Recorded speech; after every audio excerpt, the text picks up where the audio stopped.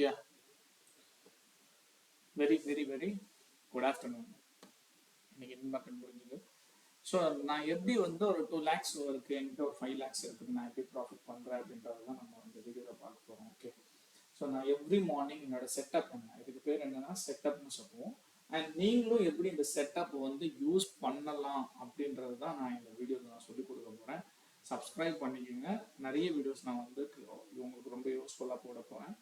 So கண்டிப்பாக உங்களுக்கு பிடிக்கும். மோரோவர் நம்மக்கிட்ட கிளாஸ் ஜாயின் பண்ணி நீங்கள் வந்து ப்ராஃபிட் பண்ணணும்னு நினச்சிங்க அப்படின்னா தாராளமாக நான் டிஸ்கிரிப்ஷனில் நம்பர் கொடுத்துருக்கேன், அதில் காண்டாக்ட் பண்ணி கூட நீங்கள் தெரிஞ்சுக்கோங்க. ஓகே ஓகே நான் எப்படி மார்னிங் செட்டப் வந்து எப்படி கிரியேட் பண்ணுறேன் அப்படின்றத ஃபர்ஸ்ட் பார்ப்போம். மார்னிங் செட்டப்புக்கு ரொம்ப ரொம்ப ரொம்ப இம்பார்ட்டண்டான விஷயம், 9:15 நான் வேக்கப் ஆகிறேன்.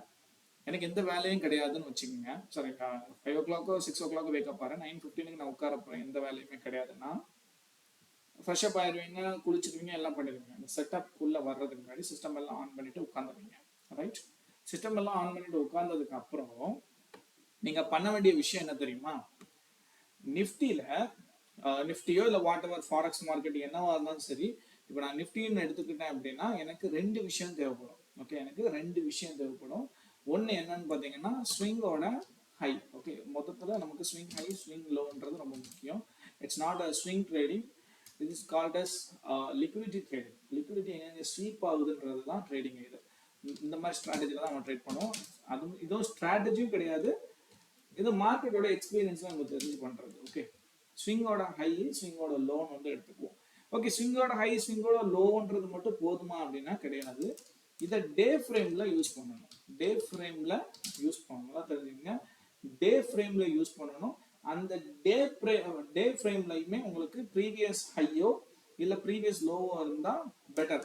அதாவது ப்ரீவியஸ் டேயோடைய high low, previous day high and low கூட எடுத்துக்கலாம். ஓகே, ப்ரீவியஸ் டேயோடைய ஹை அண்ட் லோ கூட எடுத்துக்கலாம்.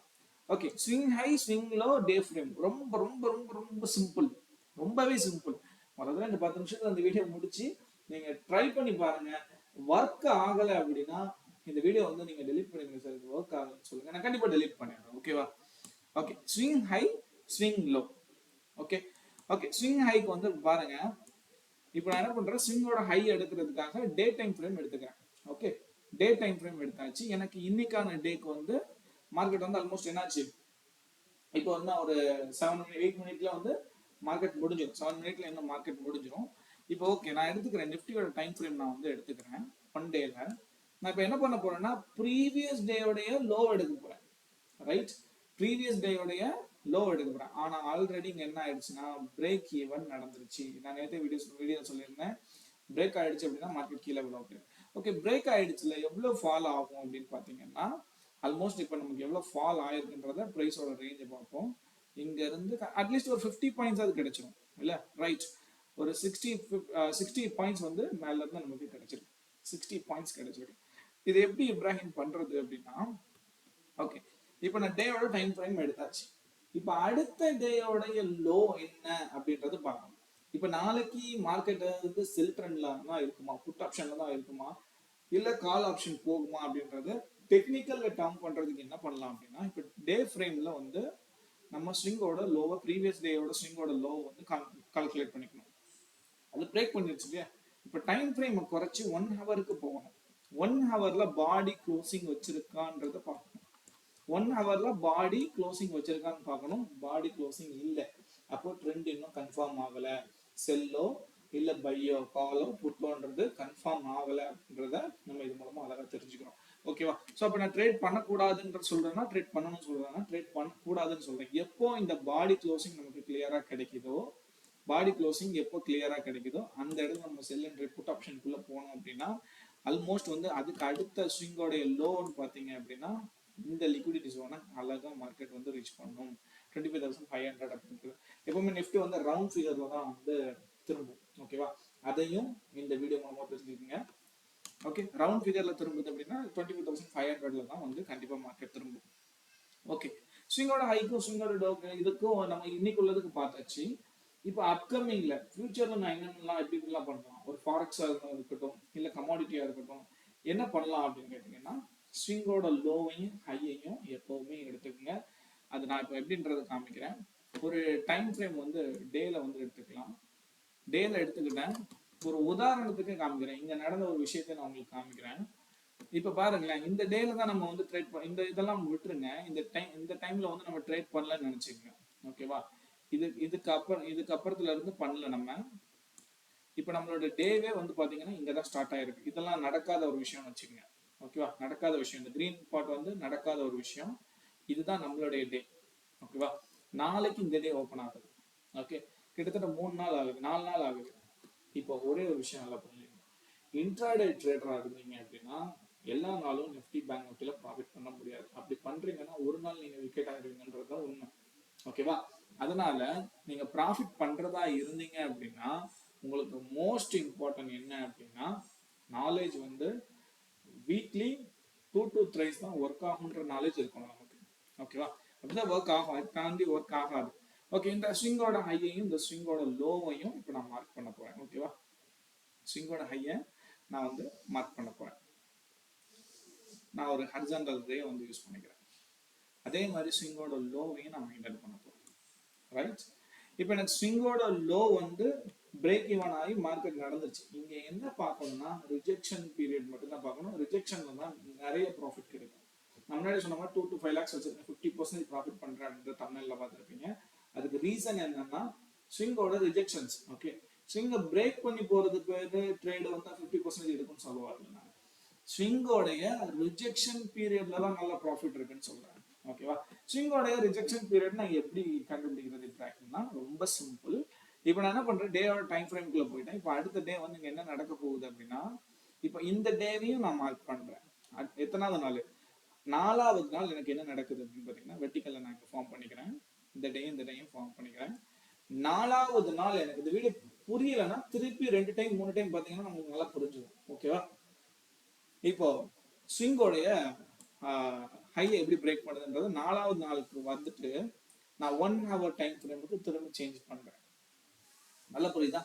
1 hour டைம் ஃப்ரேமுக்கு நான் திரும்ப சேஞ்ச் பண்றேன். ஓகே, திரும்ப சேஞ்ச் பண்ணியாச்சு. இப்போ அதே சூழ்நிலைக்கு வரேன். நான் சொன்னல, முன்னாடியே சொன்னேன்ல, நல்லா தெரிஞ்சுக்கங்க. நம்ம தற்செயலா நான் அந்த கிளாஸ் எடுக்கிறேன், அழகான ஒரு டாபிக் கிடைச்சிருக்கு. நீங்க பேக் டெஸ்ட் எடுத்து பாருங்க. நான் பேக் டெஸ்ட் எடுத்து இந்த வீடியோ காமிச்சிட்டு இருந்தேன் அப்படின்னா வீடியோ ரொம்ப லென்த்தியா போச்சு அப்படின்னா உங்களுக்கும் புரியாது. ஓகே, எனக்கு லைக் வாங்கணும், கமெண்ட்ஸ் வாங்கணும், எனக்கு யூடியூப்ல ரெவன்யூ வரணுன்றது அர்த்தம் இல்லை. நீங்க நல்லா புரிஞ்சுக்கங்க. நீங்க நம்ம கூட ஜாயின் பண்ணாலே எனக்கும் ப்ராஃபிட் தான், உங்களுக்கும் ப்ராஃபிட் தான். அதனால யூடியூப் ரெவன்யூ பத்தி பேசல. எனக்கு ஒரு 10 கிளைண்ட்ஸ் இருந்தாலும் அவங்க ஒர்த்தா பண்ணணும். ஓகேவா? அதுதான் நம்ம இம்பார்ட்டன்ட். அதனால பெரிய வீடியோ போட விரும்பல, ஷார்ட் அவுட் பண்ணிடுறேன். நீங்க பேக் டெஸ்ட் எடுத்து பார்த்துட்டு பேக் டெஸ்ட்ல ஒர்க் ஆகலைன்னா எனக்கு கால் பண்ணி எப்படி சார் பண்றதுன்னு ப்ராப்பரா கேளுங்க. ஃப்ரீ கைட் நான் கொடுக்குறேன். ஓகே, இப்போ நான் மார்க் பண்ண இடத்த பாருங்க. டேல நல்லா பாருங்க. நான் மார்க் பண்ண இடத்த டேல பாருங்க, சர்க்கிள் பண்ணிக்கிறேன். இது என்ன சொன்னேன்? ஸ்விங்கோடைய ஹைன்னு சொன்னேன். ஸ்விங்கோடைய ஹை, ரைட்? அதாவது டேவோட ஹைன்னு வச்சுக்கலாம், ஸ்விங்கோட ஹைன்னு வச்சுக்கலாம். 4 நாளைக்கு அப்புறம் மார்க்கெட் வந்து பிரேக் அவுட் ஆயிடுச்சு. நான் என்ன சொன்னேன் முன்னாடியே, பிரேக் அவுட்டை வச்சு நீங்க செல் சைடு போய் ஸ்விங் ட்ரேடிங் கிடையாது. ஹையை பிரேக் பண்ணிட்டா மேல போகுது, லோ பிரேக் பண்ணிட்டா கீழே வரும். ஸ்விங் ட்ரேடிங் கிடையாது, லிக்விடிட்டி ட்ரேடிங். லிக்விடிட்டியை ஸ்வீப் பண்ணிட்டு ஒன்ஸ் மார்க்கெட் அகைன் அங்க இருந்து ஃபால் ஆகும். அப்போ ஹியூஜ் ப்ராஃபிட்ன்றத நம்மளால எடுக்க முடியும், கால் சைடோ புட் சைடோ. ஓகேவா? இப்போ ஓகே, இப்போ என்ன ஆகுது, அப்படியே திரும்ப மார்க்கெட் மேல போயிட்டான், கேப் அப் ஆனா அப்படியே மேல போனா, அப்படியே மேல போனா இப்போ ஸ்விங்கோட ஹையை, ஸ்விங் ட்ரேடர் என்ன பண்ணுவீங்க, ஸ்விங்கோட ஹையை வந்து நீங்க வெயிட் பண்ணி எடுத்துட்டு இருப்பீங்க, ரைட்? ஸ்விங்கோட ஹையை பிரேக் பண்ணட்டும், பிரேக் பண்ணி பாடி க்ளோசிங் வைக்கணும். சில பேர் பாடி க்ளோசிங் வைக்காம பிரேக் அவுட்ல எடுத்து ஸ்டாப் லாஸ் மெயின்டைன் பண்ணி போயிருவீங்க. சில பேருக்கு ஸ்டாப் லாஸ் அடிச்சுன்னா அப்படி லீவ் ஆயிடுவீங்க. ஆனா இங்க என்னன்னா லிக்விடிட்டி ட்ரேடிங்கை பொறுத்த வரைக்கும் அந்த ஜோன் வந்துருச்சு அப்படின்னா லிக்விடிட்டி லெவல் எங்க இருக்கோ அங்க இருந்து மேபி கிளம்பலாம் அப்படின்றத நம்ம தெரிஞ்சுக்கணும். எப்படி லிக்விடிட்டி லெவலை நம்ம தெரிஞ்சுக்கிறது அப்படின்னா பாடியை கால்குலேட் பண்ணக்கூடாது. அந்த ஸ்விங்கோட ஹைல இருக்கக்கூடிய பாடியை கால்குலேட் பண்ணக்கூடாது. ஓகே, அந்த விக்கை கால்குலேட் பண்ணணும். அப்ப விக்கை நான் ஒரு மார்க் பண்றேன். இந்த கிரீன் எடுத்துடலாம், இந்த கிரீன் எடுத்துடலாம், வெயிட் பண்ணுங்க. இந்த கிரீன் அவசியமா இருக்கு. அது நம்ம டே வந்து ஒரு உதாரணத்துக்கு பண்ணோம். ஓகே, இந்த கிரீன் எடுத்தாச்சு. இப்போ லிக்விடிட்டினா என்னன்னா இந்த கேண்டில், இந்த பர்டிகுலர் கேண்டில் பாருங்களேன். இந்த பர்டிகுலர் கேண்டில் நல்லா பாருங்க, நல்லா பாருங்க. விக் தெரியுதுங்களா? இந்த விக்கோட ரேஞ்சை மட்டும் தான் கால்குலேட் பண்ணணும். கால்குலேட் பண்ணி அதோட சைஸை நீங்க அப்படியே கொண்டு வந்து அங்க வச்சீங்கன்னா அதான் லிக்விடிட்டி ஸ்வீப்னு இருக்கும். புரியுதா? அதாவது பணப்புழக்கமான இடத்துல அங்கதான் நமக்கு ட்ராப்ன்றது நடக்குது. ஓகேவா? அந்த ட்ராப் ஆயிடுச்சா? அங்க ட்ராப் ஆயிடுச்சு அப்படிங்கும்போது அங்க இருந்து இப்போ எஸ்எல் அடிக்குமா அடிக்காதா? 10 ட்ரேட் எஸ்எல் அடிச்சாலும் உங்களுக்கு பிரச்சனையே கிடையாது. ஏன்னா ஒரு ட்ரேட் வந்து உங்களுக்கு பெரிய பெரிய ப்ராஃபிட்டை கொடுக்கும். ஓகேவா? அந்த ஒரு ட்ரேட் இப்போ எஸ்எல் நீங்க மெயின்டைன் பண்றது என்ன பண்ணுவீங்க? இப்போ அப்படியே 1 ஹவர்ல இருந்து நீங்க என்ன பண்ணணும்? 15 மினிட்ஸ்க்கு டைவர்ட் ஆகணும். ஓகேவா? டைவ் ஆகணும். 15 மினிட்ஸ்க்கு நான் குதிக்கிறேன். ஓகே.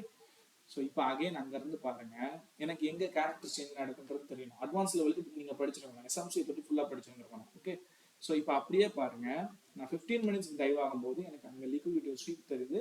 அண்ட் ஓவரால் எனக்கு கேண்டிலுடைய இண்டிகேஷன் கிடைக்குது எனக்கு. ரைட்? ஓகே. அப்போ எனக்கு அந்த கேண்டிலுடைய லோவை வந்து எனக்கு பிரேக் பண்ணணும். பிரேக் பண்ணி பாடி க்ளோசிங் வைக்கணும். ரைட்? பிரேக் பண்ணி பாடி க்ளோசிங் வச்சுது அப்படின்னா எனக்கு இந்த இடத்துல பாடி க்ளோசிங் நடந்திருக்கு. ரைட்? ஓகே. இப்போ நான் எங்க என்ட்ரி எடுப்பேன் அப்படின்னா எஸ்எல் ஃபர்ஸ்ட் நான் கால்குலேட் பண்ணும்போது எனக்கு எஸ்எல் ரொம்ப ஸ்மால் ஆகிடுது. நிஃப்டியோட இண்டெக்ஸ்ல நான் பேசிட்டு இருக்கேன். ஷார்ட் பொசிஷன் எடுத்து ஸ்டாப் லாஸ் இண்டெக்ஸ்ல ரொம்ப மினிமஸ் பண்ணி வச்சிடலாம். ஓகே. இப்படிதான் நம்ம ப்ராஃபிட் பண்ணணும், இப்படிதான் ட்ரேட் பண்ணணும். இதுதான் வந்து கரெக்டான ஒரு முறை. ஓகேவா? ஓகே. நெக்ஸ்ட் பாருங்க, அப்படியே நான் வந்து ஒரு சிஎஃப்ஓ இல்லை ஏதாவது டேட்டா பேஸ் பண்ணி நம்ம ட்ரேட் எடுக்கிறாங்க. அந்த டைம்ல என்ன டேட்டா இருந்ததுன்றதை அப்போ பார்க்கணும். பட் டெக்னிக்கல் பேஸ்ல மட்டும் தான் நான் சொல்லிட்டு இருக்கேன். ஃபண்டமெண்டலாக பார்க்கணும்னா நீங்கள் லைவ்ல வந்தீங்கனாலே உங்களுக்கு தெரியும். நான் லைவ் டெய்லி போட்டுட்டு இருக்கேன். லைவ்ல வந்தீங்கனாலே தெரியும். ஸோ இங்க இருந்து 1:3 ரேஷியோ எடுத்துக்கலாம். 1:3 ரேஷியோ, 2 ரேஷியோ தேவையில்லை. 1:3 ரேஷியோனா நீங்க அப்படியே இழுத்துக்கிட்டே வாங்க. 1:3 ratio. Okay. 1:3 ratio almost target தான். ஸோ இங்கே எவ்வளோ ப்ராஃபிட் ஆயிருக்குன்னு நினைக்கிறீங்க? கிட்டத்தட்ட எவ்வளோ பாயிண்ட்ஸ்ன்றதை பார்ப்போமா? ப்ரைஸோட ரேஞ்ச் போட்டு காமிக்கிறேன். நீங்கள் இதில் பார்க்க வேண்டாம், ரிவார்டில் பார்க்க வேண்டாம். கிட்டத்தட்ட 154 பாயிண்ட்ஸ் வந்து விழுந்திருக்கு. ஸோ உங்களோட ப்ரீமியம் என்ன இருக்குன்னு கொஞ்சம் நினச்சி பார்த்தீங்களா? உங்களோட ப்ரீமியம் வந்து ஆல்மோஸ்ட் எவ்வளோ போயிருக்கும் தெரியுமா? உங்கள் ப்ரீமியம் கிட்டத்தட்ட ஒரு 150 பாயிண்ட்ஸ், 100 பாயிண்ட்ஸ், அட்லீஸ்ட் 80 பாயிண்ட்ஸ் போயிருக்கும். ஸோ 80 பாயிண்ட்ஸ் அப்படிங்கும்போது உங்களுடைய ப்ராஃபிட் என்னவா இருந்திருக்குன்னா 80 into 75 அப்படின்னா உங்களுக்கு 6,000 rupees ப்ராஃபிட் ஆகும். ரைட்? ஸோ சிங்கிள் லாட்டில் சொல்லிட்டு இருக்கேன். ஸோ இப்படி தான் நாங்கள் எல்லாரும் ப்ராஃபிட் பண்ணுறோம். இதே மாதிரி நீங்கள் எல்லா இண்டெக்ஸ்லையும் யூஸ் பண்ணலாம், எல்லா இண்டிசஸ்லையும் யூஸ் பண்ணலாம், ஃபாரெக்ஸ் மார்க்கெட்லையும் யூஸ் பண்ணலாம், கிரிப்டோ மார்க்கெட்லையும் யூஸ் பண்ணலாம். லிக்விடிட்டின்றது ரொம்ப ரொம்ப இம்பார்ட்டன்ட். எனக்கு அடுத்தடுத்த வீடியோ நான் வந்து போடும்போது நம்ம ஃபுல்லாக ஒவ்வொரு மார்க்கெட் அனலைஸ் பண்ணும்போது பார்ப்போம். இப்போ நிறைய மார்க்கெட் நான் பார்த்துட்டு இருந்தேன் அப்படின்னா கண்டிப்பாக வந்து டைம் எடுத்துக்கும். அந்த வீடியோவில் வந்து ரொம்ப பெருசாக போயிடும். ஸோ ப்ராஃபிட் பண்ணுறது ரொம்ப ஈஸி ட்ரேடிங்கில். ஆனால் அதை கற்றுக்கிறது கொஞ்சம் கஷ்டம், ஸ்ட்ரகிள் இருக்கும். அதை மட்டும் டாமினேட் பண்ணி வந்துட்டீங்க அப்படின்னா you are the most perfect trader. Okay. அதில் எந்த மாற்று கருத்தும் கிடையாது.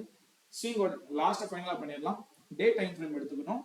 டே டைம் ஃப்ரேம் எடுத்துட்டு ஸ்விங்கோடைய ஹை எடுத்துக்கணும், ஸ்விங்கோட லோவை எடுத்துக்கணும். ஸ்விங் ட்ரேடிங் கிடையாது. ஸ்விங்கை பிரேக் பண்ணி பாடி க்ளோசிங் மேலே போகுது அப்படி கிடையாது.